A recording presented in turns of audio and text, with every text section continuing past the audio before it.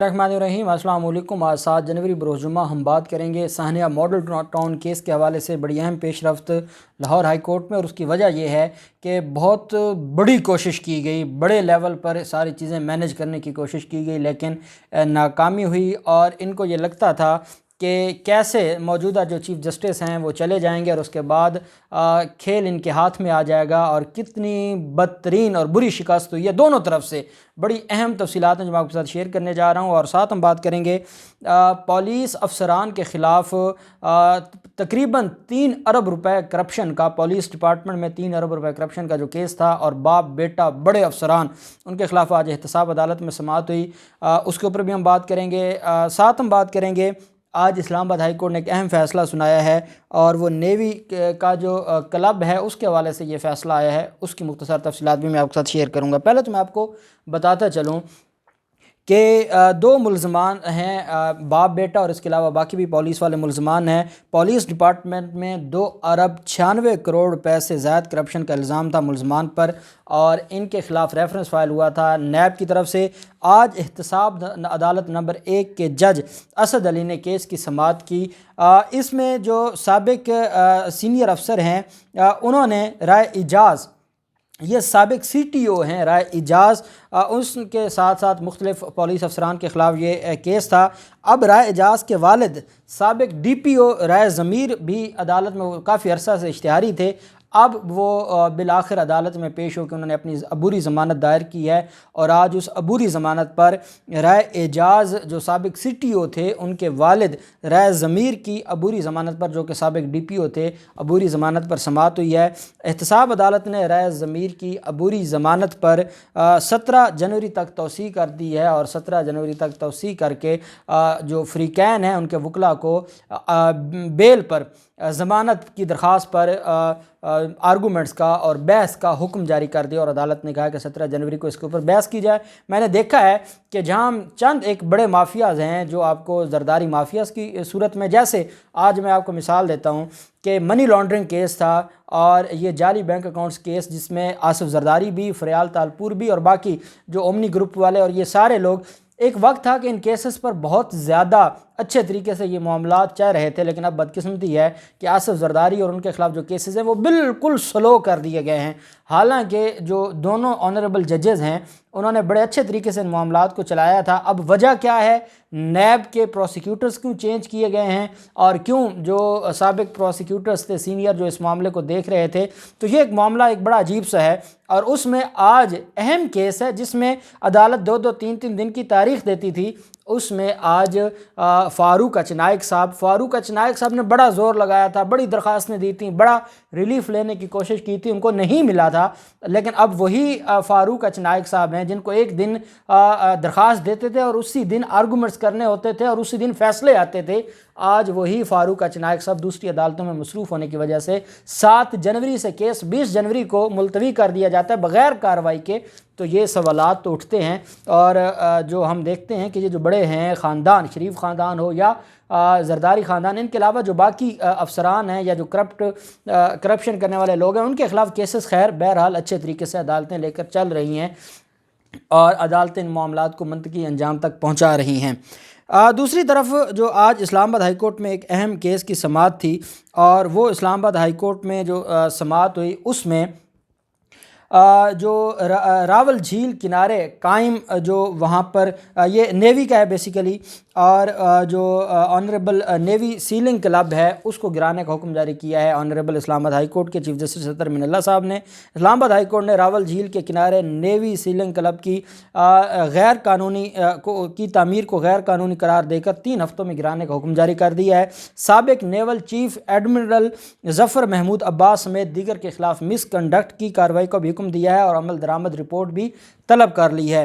Islamabad high court के chief justice सत्तर मिनल्ला साहब की अदालत ने गुज़श्ता रोज़ नेवल फार्म्स और नेवी सीलिंग क्लब के खिलाफ फ़रीक़ैन के वकला के दलाइल के बाद दरखास्तों पर फ़ैसला महफूज किया था, जिसको आज सुनाया है। अदालत का यह कहना था कि रियल स्टेट बिजनेस के लिए इदारे का नाम इस्तेमाल नहीं किया जा सकता। अथॉरिटी को अख्तियार नहीं था कि नेवी को NOC जारी करे। हाई कोर्ट ने फैसले में कहा कि पाकिस्तान नेवी ने नेशनल पार्क एरिया पर तजावज़ किया, सीलिंग क्लब गैर कानूनी है। नेवी सीलिंग क्लब की जो बिल्डिंग है वो 3 हफ्तों में गिराई जाए। इस्लामाबाद हाई कोर्ट ने ऑडिटर जनरल को नेवल फार्म्स का ऑडिट करके कौमी ख़जाने को पहुँचने वाले नुकसान का तखमीना लगाने की भी हदायत कर दी है। अदालत ने करार दिया कि साबिक naval chief admiral Zafar Mahmood Abbasi ने गैर कानूनी इमारत का इफ्तिताह करके आइन की खिलाफ वर्जी की, उन समेत दीगर के खिलाफ मिसकंडक्ट और फौजदारी कार्रवाई का आगाज़ किया जाए। इस पर अदालत ने कहा कि अमल दरामद रिपोर्ट भी, सिर्फ आपने इस पर काम नहीं करना बल्कि इसकी अमल दरामद रिपोर्ट भी अदालत में जमा करवाएं। और ये एक बड़ा अहम फ़ैसला इस्लामाबाद हाई कोर्ट का सामने आया है आज के दिन, और उस पर आप देखते हैं कि क्या कार्रवाई होती है और ये मामला आगे कैसे जाता है। फिर FIA ने जो कार्रवाइयाँ हैं, और ये कार्रवाइयाँ सुप्रीम कोर्ट ऑफ पाकिस्तान के हुक्म से हैं, और FIA बड़े अच्छे तरीके से लेकर इन सारे मामलात को चल रहा है। FIA ने 3.25 अरब रुपए की सरकारी ज़मीन से कब्ज़ा वागुजार करवाया है। ये महकमा औकाफ़ की ज़मीन है, और महकमा औकाफ़ की ज़मीनों से कब्ज़ों को वागुजार करवाने का और कार्रवाइयाँ करने का और रिकवरियाँ करने का हुक्म किसने दिया था? चीफ जस्टिस गुलजार साहब और सुप्रीम कोर्ट ऑफ पाकिस्तान ने। उस पर अमल दरामद करते हुए आज ये बड़ी लाहौर में ये बड़ी कार्रवाई की गई है, और इसमें साबिक जो सियासी रहनुमा हैं और वो बड़े ओहदे पर मौजूद थे वो इसमें इन्वॉल्व हैं। FIA ने मतरूका वक़फ़ अमलाक की अराज़ी पर कब्ज़े के ख़िलाफ़ कार्रवाई करते हुए 3.25 अरब रुपए की अराज़ी वागुजार करा ली है। FIA की जानिब से पंजाब के दारुल हुकूमत लाहौर में 3.25 अरब रुपए की अराज़ी का जो इसमें मुलव्वस लोग थे, जो इस पर गैर कानूनी तरीके से काबिज़ थे और सारी चीज़ों में वो पैसा खा रहे थे, सरकार की ज़मीन पर कब्ज़े करके उनको गिरफ़्तार भी किया है। ये पीको रोड है, बादामी बाग लाहौर का, 27 कनाल पर इंडस्ट्रियल गोदाम तामीर किया गया था। लाहौर का जो दिल है, सबसे महंगी तरीन जो जगह है लाहौर की प्रॉपर्टी के लिहाज से, वहाँ पर 27 कनाल महकमा औकाफ़ का इंडस्ट्रियल गोदाम बनाया हुआ था कब्ज़ा माफिया ने। और इनको दिया किसने था? वो साबिक चेयरमैन मतरूका वक़फ़ अमलाक आसिफ हाशमी की मिली भगत से ज़मीन पर यह कब्ज़ा किया गया था, और 2012 में अराज़ी पर इंडस्ट्रियल गोदाम को गैर कानूनी तौर पर कमर्शल किया गया था। इसमें साबिक जो चेयरमैन है मतरूका वक़फ़ अमलाक आसिफ हाशमी और शहबाज शरीफ की मिली भगत थी। लेने वाले शरीफ माफिया के लोग थे, देने वाला आसिफ हाशमी था। उसने अपनी कमीशन ली, अपना हिस्सा लिया, और फिर शरीफ माफिया ने उसको कमर्शियल होने का सर्टिफिकेट भी दे दिया उस जगह को, और वो जो कमर्शियल उसका जो है उसको रजिस्टर करके और उस पर उन्होंने पैसा कमाना शुरू कर दिया और उसको गोदाम की शक्ल दे दी। FIA का कहना है कि 27 कनाल अराज़ी की कीमत 2 अरब 70 करोड़ से ज़ायद है, और जो इंडिपेंडेंट ज़राए हैं उनका ये कहना है कि 3.25 अरब से ज़ायद की वो अराज़ी है। FIA ने माल रोड दयाल सिंह जो है दयाल सिंह मेंशन पर 2 5-5 मरले की दुकानें भी वागुजार करवा ली हैं, जिनकी मालियत तकरीबन 6 करोड़ 50 लाख रुपए बनती है, और इस पर भी बड़े माफियाज काबिज थे।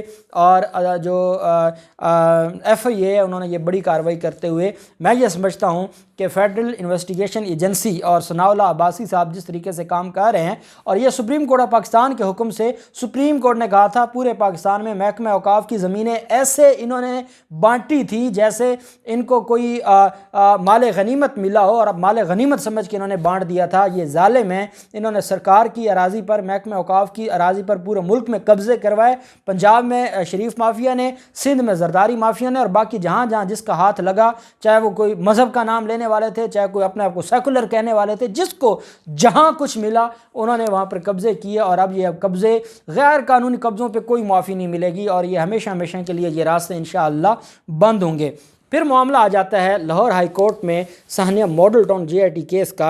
साहनिया मॉडल टाउन JIT केस के हवाले से मैंने आपको बताया था कि लंदन में एक शरीफ ख़ानदान के वकला की एक मुलाकात हुई थी, और नवाज़ शरीफ ने कहा था कि जब तक चीफ जस्टिस अमीर भट्टी साहब मौजूद हैं लाहौर हाई कोर्ट में, तब तक साहनिया मॉडल टाउन केस को आगे ना बढ़ाया जाए।